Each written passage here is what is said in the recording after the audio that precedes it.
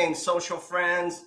For those of you who were watching the big game yesterday with your salsa and chips, with your pizza, with your beef sandwiches, I think some people like that. Welcome to today's live stream episode of Selling That House. I am actually impressed that this guest of mine, in a heartbeat, committed to showing up today in this episode of Selling That House. And the reason why is because I'm going to drop a secret with you. In the business that she's in, she's got a lot of what I call friendly co-opetition. She has peers that, of course, may be competing against her for the client's attention, but she's also in the business where she must cooperate with some of those said peers. Why? Because you're going to hear this right now, and you're going to hear it a few times during this live stream. Ladies and gentlemen, friends, family members, co-workers, to either myself and my wonderful guests, the business of real estate is a team sport. And if you are the potential client, here is what I'm about to tell you. Make sure you get the right team on the field with you. Ha ha ha. That's going back to the big game yesterday. Or if you're not a football fan, but maybe you're a basketball fan, make sure you have the right team of people that you trust and that you depend on their service to you to get the outcome that you want on the court. So that's for all of you who are basketball fans. So with all of that said, let me ask my wonderful guest to show up in the virtual studio. One second. I see her wrapping up a phone conversation. Oh, she's giving me some hand gestures. Got you. Irina, you're wrapping up negotiating a real estate contract for your sellers. Okay, I'll keep talking for a little bit. So, ladies and gentlemen, how many of you enjoyed the big game yesterday? I did. And as I was rooting for not necessarily the team, but I was rooting for the quarterback in the Pacific Northwest, Sam Darnold, I was so happy that he won his first big ring. And guess what? Something that he said during the post-game interviews, little segments, tidbits, it's so true. The business that he's in is absolutely a team sport. While he didn't throw as many touchdowns as in games prior leading to the big game yesterday, last night, his team members rallied behind him to do the necessary things that they needed to do together to get to the outcome that they want. So again, you heard my cliche, my ism at the top of this call, real estate is a team sport. I see my guest is done. Let me add her to the conversation. Hello, Irina. Hi, Bill. How are you? I am doing well for this Monday morning after, the big game, right? And by the way, Irina, let me lead you off, kind of warming you up this way. Sure. In our business, we joke about it. I think we joke about it every year. And that is the business of real estate, the markets of real estate, it absolutely opens up after Super Bowl. Am I right or wrong? Oh my gosh, it is 100% correct. I really think that we are kind of hibernating at the moment, but a lot of people start kind of like planning their house hunt or selling a house right after Super Bowl. So you're 100% correct. Yeah, and maybe the reason why, I'm going to lean in and give you my personal opinion. Maybe the reason why is, the month of January, we have what we call gift and money coma from buying all of those gifts, receiving way too many gifts, some that we want, some we don't want. And guess what we do? We return it, right? 100%. Yeah. So now that I got you warmed up, by the way, thank you for showing up today. I know early this morning, we had some last minute emergencies. Irina, I get you. In the business that we're in, we always have to pivot like a run back. Oh my gosh, 100%. Thank you so much for putting up with my like little delays. I had somebody who was taking possession this morning. I had to be there for my client, and thank you so much for adjusting a little bit. Of course, no worries. The beautiful part of my hosting you in this type of virtual studio is we can do it anywhere. We can do it when you're ready. Okay? Perfect. Thank you. All right.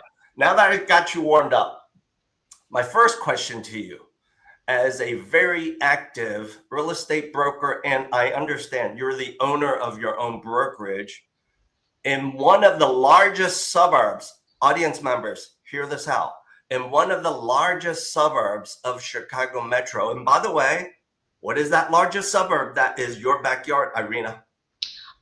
So my office is in Joliet. I have started my business in Joliet, but I have moved away. So I actually work in 10 counties. Wow. With the exception of Chicago city limits. So yes, I work anywhere from Will County, DuPage, Kendall, LaSalle, and kind of surrounding kind of cities and counties as well. So I have quite a span. I guess if you pin Joliet and you drove about 50-mile radius, I'll be there for my clients. Wow, I hear you. I hear you. So now that you've told us just a little bit about yourself, where you leverage your superpowers, I'm going to put you in the hot seat with the first question that most people are going to want to ask you, right? Whether they know you or not, or whether they may have engaged you in the first conversation. And that is this: Irina, why is it that some properties sell really fast and others seem to sit around for a while? Mm-hmm. Well, I have a few reasons for that.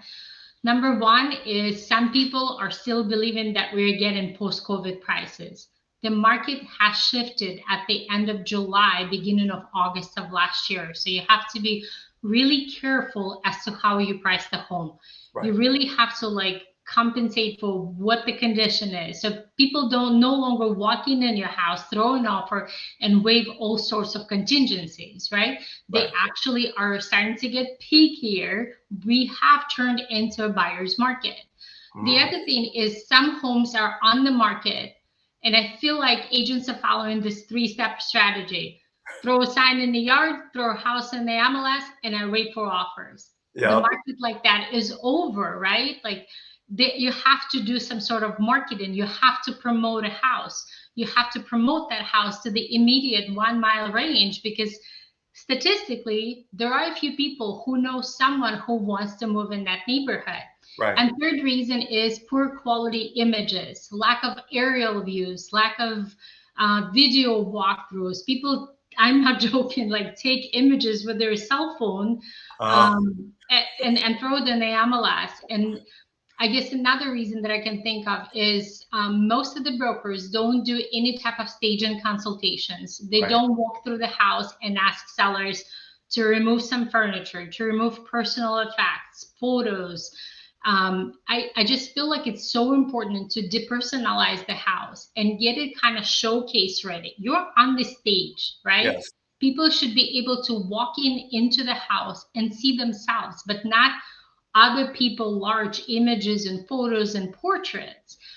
So it's really images, lack of marketing, and homes are not depersonalized and decluttered. So I think those are 3 reasons. And of course, pricing. Pricing is so important. I've heard the cliche from many of my business partners like you. And the cliche is every home will sell at the right price to the right buyer, right? Am I correct? Yes, 100%. Honestly, regardless of the condition, every home has its buyer. Yeah. But the broker really needs to work behind the scenes, right? And promote it to that particular buyer. Do you know how many times I read the descriptions of all new homes that came up in the areas where I work, especially if I'm working with the buyer. First thing I do is I wake up, and the first couple of cups of coffee I drink, I look at all of the properties from my clients that came up on the market. And what I find is people are not skilled to write a description. Use ChatGPT, use, I don't Yes. know, Claude or any other AI and help you write the description. What I think is also important is most of the agents don't understand that you have to identify who is going to buy this particular house. True. Is it an Airbnb type of property, or Right. is it a first-time home buyer, or is it an investor type of potential? Mention those words. Use those keywords to attract people. You know, it's interesting to me. I have been like preaching about this for a while, that keywords are huge. Well, if you go to realtor.com, you can now use AI to search for properties. You can actually utilize AI in the very search bar. You can put, I am looking for 2 bedrooms for this house. Right. TLC is okay. It will pop up with everything. And I think description is huge. And I think agents are not utilizing it. Yeah. So if I may pivot for a second, Irina, Sure. and hopefully I can get a chuckle, a big grin from you when I say this.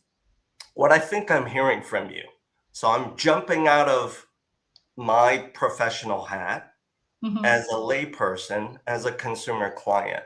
What I'm hearing from you is images, pictures, and the other things, videos are so important. Why? Because I say this to some of my clients, Irina. Selling a home, buying a home is kind of like online dating. You got to make sure that the pictures look good, because if it doesn't, you're going to swipe, you know which way. Yeah. Honestly, 100%. I actually am going to plagiarize you when I talk to my clients. 100% agree with you. Right. Honestly, oh my God, I'm sometimes in awe. My husband and I right now looking for our vacation home in Florida. And when I look at pictures on those $750,000 homes, it's people are doing with their flip phones. You know what I mean? Flip phones, right? From like last century. Right. So it is crazy. I just think it's sellers, if you're listening, like you have to have top-notch photography. You have to have photography that is like stellar, okay? Not mediocre, not a professional photographer that dabbles on the side, but no, full-time photographer that needs to be hired by your agent and paid by your agent. And it has to have aerial views. No matter where you list and where you sell, it has to have people now see what that house looks from an aerial view.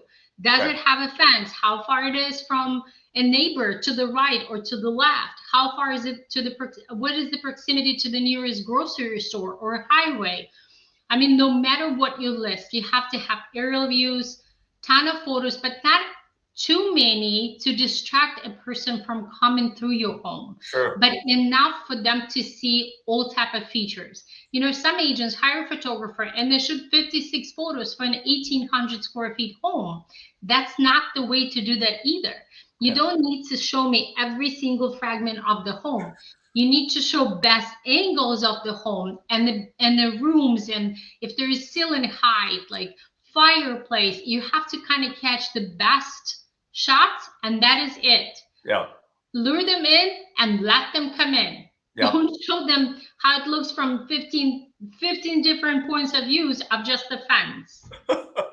It's so funny that you say that, because my wife sometimes she loves, HGTV. She loves looking at homes, and sometimes she comments to me as a layperson as to, why are they showing that picture? It's terrible, right? I know. Yeah. So audience members, here is a call to action for you, and I'm calling out to you. Yes, you. And that is, if you have plans, if you're starting the itch of wanting to get to your next chapter, selling your home to get somewhere else, right? This time of the year for us here in the Chicago metro area, I speak for myself. Yes, I always have that itch. The itch is, I would like a different weather, climate, location, like Irina said, okay? So here's the thing. You heard it from Irina. Price it right. Price it right. That's all of you who think, no, I want what I want. here's what I'm going to tell you. You want what you can sell it for. And rely on your service provider. That would be, could be, absolutely should be someone like Irina as your real estate dream team. So let's now pivot to another conversation, Irina. I'm going to keep you in the hot seat. You ready? Deal. All right. With as many clients that I know you have serviced, you have helped change their lives, whether it be a lot of sellers, and I know you do some buyer side business. What is the life event? And you and I both know what are the 5 life events. What is the life event that usually triggers what I call movement migration? Which one? Well, relocation for the job. Yes. Death in the family. True. Upsizing, we got kids, we need more space. Right. Downsizing, kids are out of the house. There's just 2 of us. We don't need 4,000 square foot home. Right. What else? 5. Can I give you a hint? Sure. Take a look at this video. Audience members, take a look at this video. Here's the last one. It's a big one. And for all of the ladies in the house, you like this one. Ready? Yes, it's diamonds. Getting married, right? Getting married. And also when people pass away, that triggers estate sales. True, true. Very true. So thank you for chiming in to share your perspective on when, why, and if those clients are reaching out to you. Because guess what, Irina? Life is always moving. Right. Despite what happens in our crazy business, sellers, they want extra dollars. Forgive me for saying this, sellers. Yes, I'm calling on you because, hey, this is my video episode. I can do that. You're just a little too greedy. And Irina probably has whispered in your ear politely, well, if you want that, you're going to stick around on the market for a while. Do you really want that? Or if you take my advice, we can get this done in 45 days or less, right? I'm sure you have that conversation. Absolutely. Okay. I want to tell you, I'm actually always honest with people. If you're going to want this, you're going to sit on the market for a while. That's right. Now, as you continue sitting on the market, we're coming up by March 1st, half of the homes in Illinois will be listed. There will be much more competition.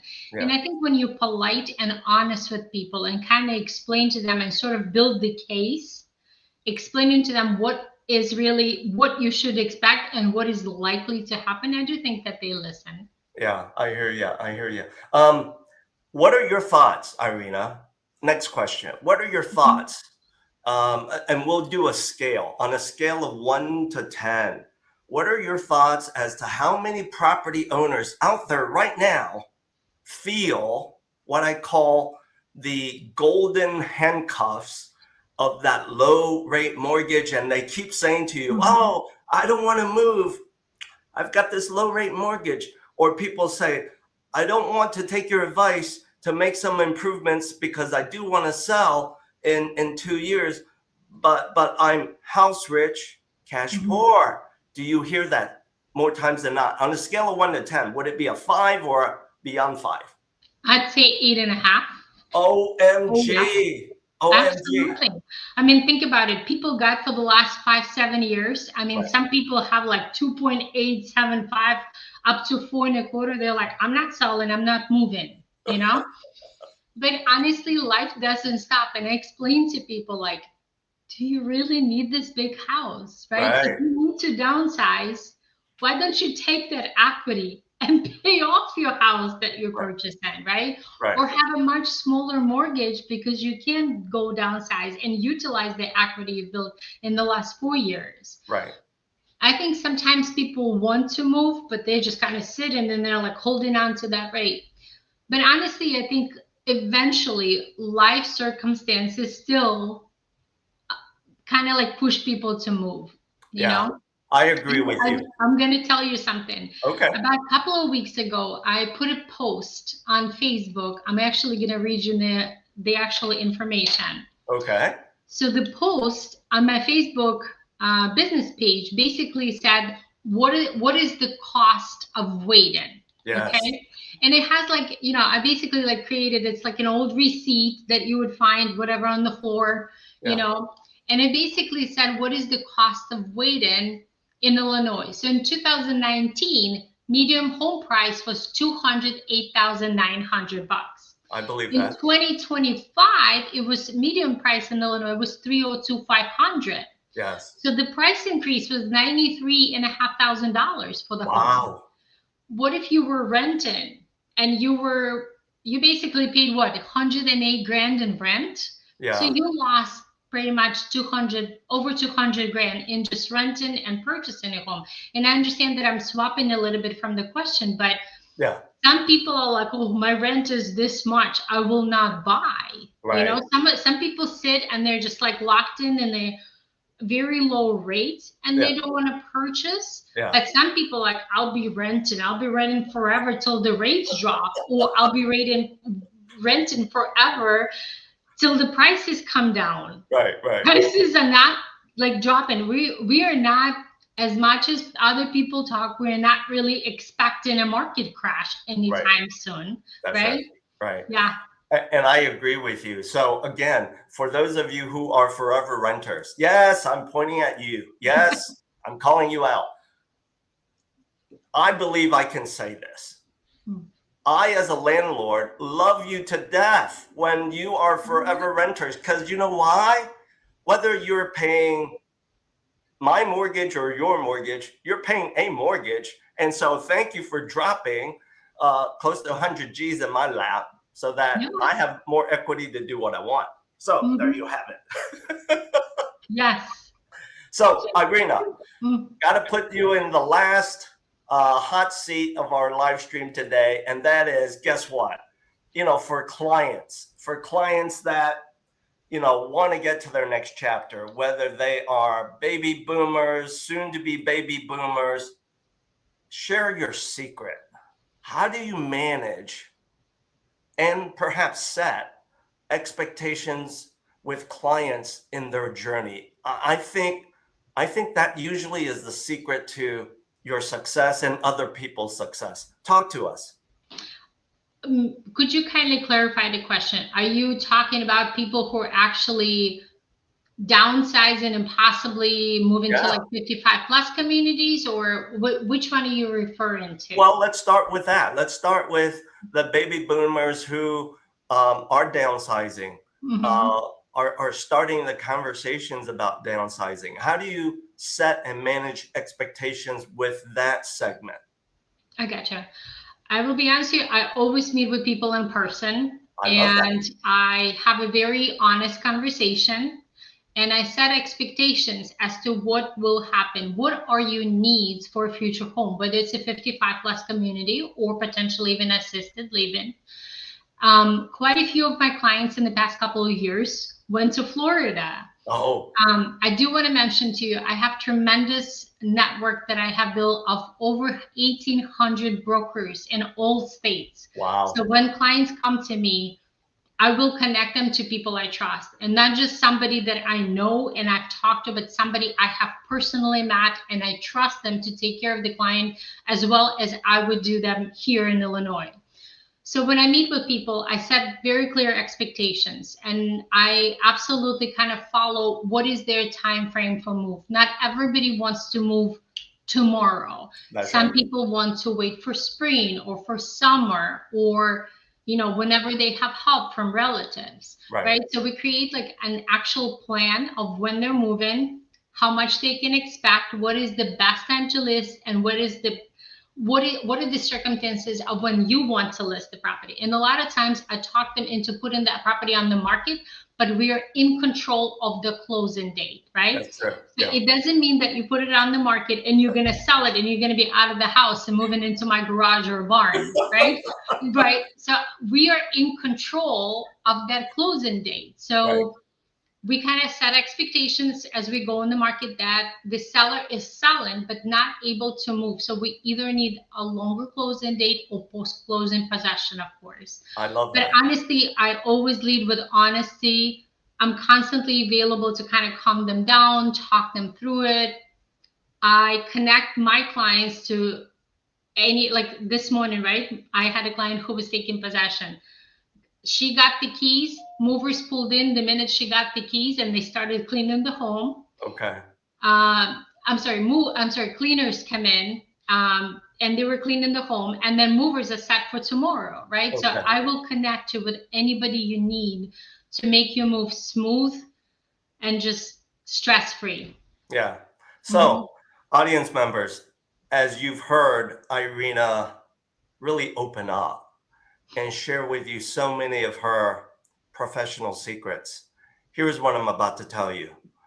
When and if you have that itch, and maybe you have it right now today, to want to get to your next chapter, whether you are a baby boomer downsizing from the 2-story large home, we all know who those people are. We have them probably in our lives. Or you are and have been the forever renter, but now you got to itch. I don't want to do that anymore. Or, real story, the landlord, that could be me, pulling the rug from underneath you saying, John Doe forever renter, love you to death. I'm not renewing your lease. That's due at the end of April. Why? Because I'm calling this real estate broker named Irina Allison to help me sell this property. So for you, that means goodbye, good luck, adios. Right. Yeah. I actually, believe it or not, I have a situation like this. I have an investor who wants to sell a house in Ottawa that is legally rented through the end of May.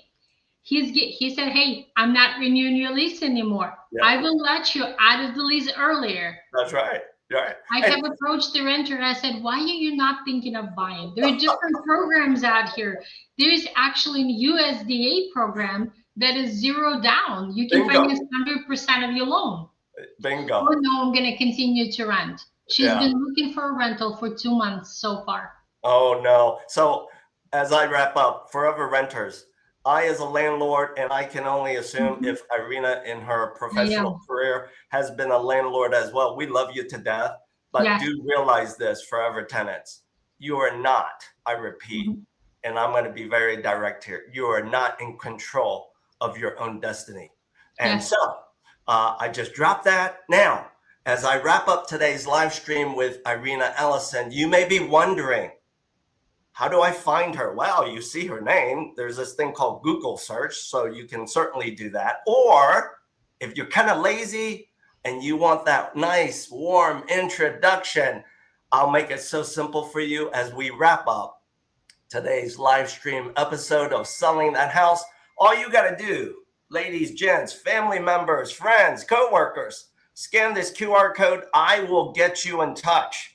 A warm introduction, a nice handoff to Irina Allison, my guest today. Music Posse, play us out. Irina, thank you for joining me. Here we go. Thank you for having me.